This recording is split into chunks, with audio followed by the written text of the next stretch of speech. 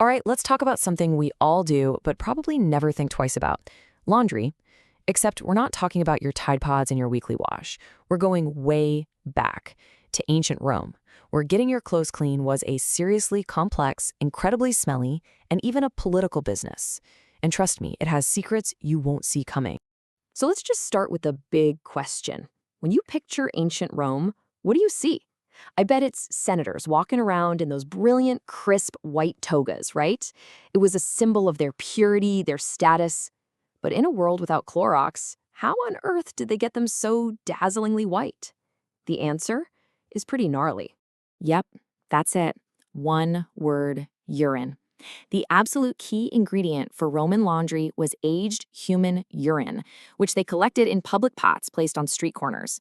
But as wild as that is, that's just where this story starts. It opens up this whole fascinating world of industry, craftsmanship, and the very fabric of Roman society. Okay, so first things first, we need to get the image of a simple wash and fold service right out of our heads. This was not that. In the Roman world, this wasn't just laundry. It was a critical, high-skilled industry.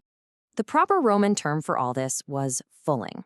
And fulling was way more than just washing dirty clothes. It was actually the final crucial step for making new cloth. It took a loose, flimsy weave and transformed it into a thick, durable, almost water-resistant luxury fabric. We're talking high-end textile production here. So how in the world did this smelly but weirdly sophisticated process actually work? Let's break down the whole operation from start to finish. You can really boil the whole thing down to three main phases. You've got the soaping, the rinsing, and then the all-important final step, the finishing. Let's walk through each one. Phase 1 was basically a combination of chemistry and just brute force. The workers, called fullones, would stand in these little stone tubs and literally stomp on the clothes with their bare feet for hours. And the cleaning agent wasn't soap, it was a mix of alkaline stuff, most famously the ammonia from that aged urine, which was actually amazing at breaking down grease and grime. Now, after being stomped in pee, a very thorough rinse was, essential. And this is where you see some classic Roman engineering genius. They'd move the clothes through these big connected pools of water. But, and here's the clever part, the clothes moved in the opposite direction of the fresh water. So with each new pool, the clothes got cleaner and cleaner. It was a super efficient system that saved a ton of water. This final stage, this is where the real artistry came in. First, they'd brush the clean cloth with thistles or teasels to raise up all the fuzzy fibers, the nap. Then, they'd carefully shear that nap to get a perfectly smooth surface. To get that iconic white, they'd hang the cloth inside a big wicker cage of a mini vat and bleach it with sulfur smoke. And for the final touch, a squeeze in a giant screw press to get it perfectly flat and crisp.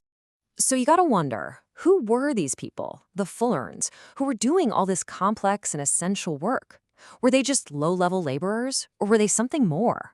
Let's meet the Roman fuller. Make no mistake, this was absolutely a skilled trade. Becoming a fuller meant a long apprenticeship.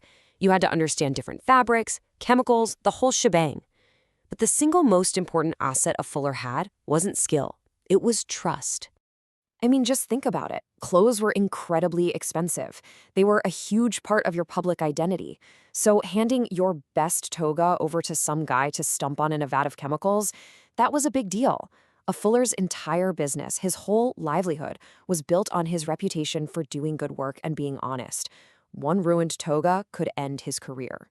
But this is where the story gets really, really interesting, because the life of a filo was not the same everywhere.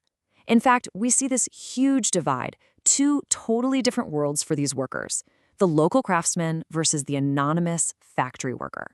So on one hand, in a town like Pompeii, you have the artisan fuller. He's got a small shop, probably lives right upstairs with his family.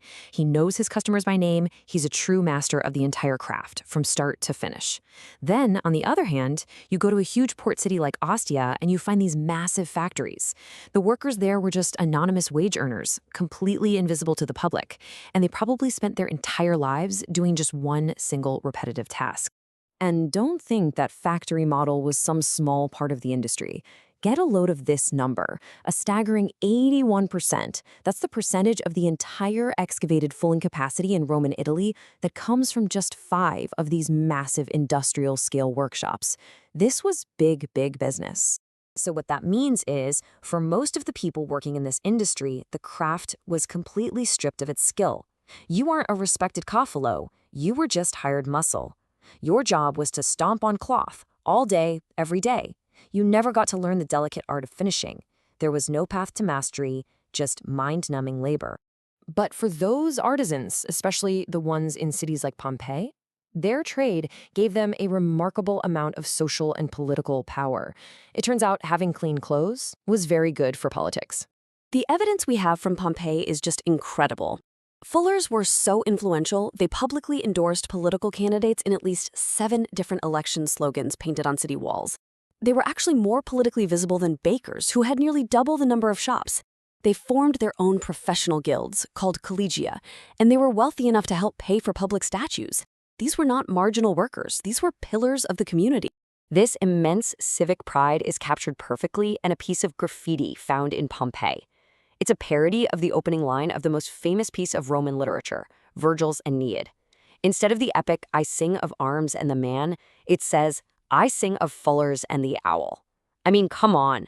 That is a bold, confident mic drop of a statement about their professional identity. And that owl wasn't just some random mascot. The owl was the sacred animal of their patron goddess Minerva, the goddess of wisdom and crafts. So for the Foolers, the owl was their public logo. It was a proud badge of their skill, their heritage, and their important place in the community. So this deep dive into Roman laundry leaves us with this powerful choice, this dichotomy. You have the path of the respected, skilled artisan, deeply woven into the life of their community. And you have the path of the anonymous, de-skilled factory worker, just a cog in an impersonal machine. And it really forces us to ask a question that feels more relevant now than ever. In our own world, in our own economy, which path are we choosing to